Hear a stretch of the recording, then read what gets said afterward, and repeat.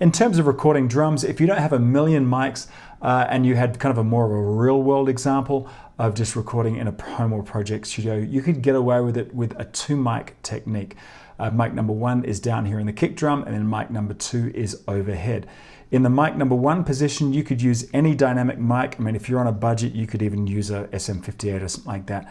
But if you want to get a little bit better results, you could have a more specific mic like a Shure Beta 52 or a AKG D112 or a Electro Voice RE20, something like that.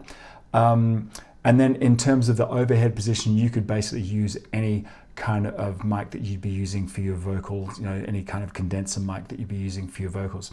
Let's see it in action.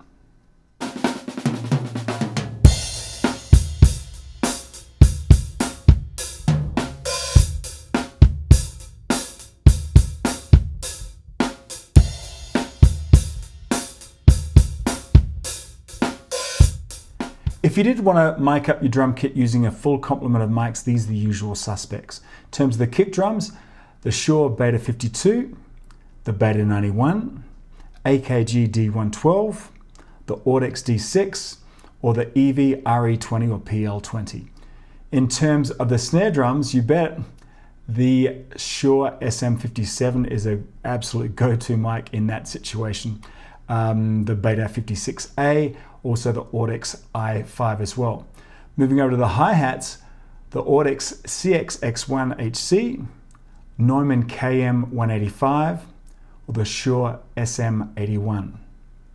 In terms of the toms, the Audix D2, Beta 98A, Beta 56A, or Sennheiser 421s.